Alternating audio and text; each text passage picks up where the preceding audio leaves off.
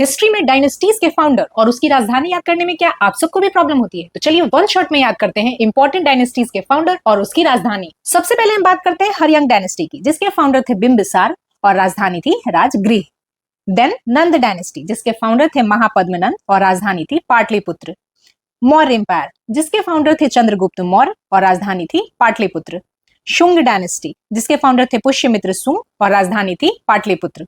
Kushan empire, जिसके founder थे कुजुल कटफिसेस और राजधानी थी पुरुषपुर। सतवाहना डायनेस्टी, जिसके फाउंडर थे सिमुक और राजधानी थी प्रतिष्ठान। देन हम बात करते हैं गुप्ता एम्पायर की। देखिए, इसके वैसे तो हिस्टोरिकली फाउंडर थे श्रीगुप्त, लेकिन रियल फाउंडर माना जाता है चंद्रगुप्त वन को।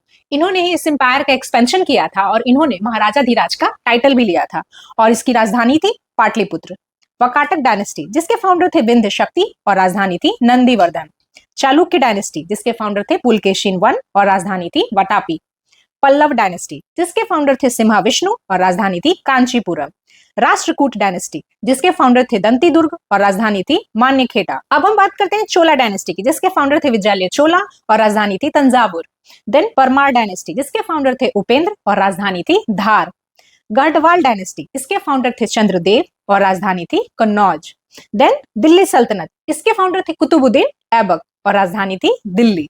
देन विजयनगर एम्पायर, जिसके फाउंडर थे हरिहर वन और राजधानी थी विजयनगर।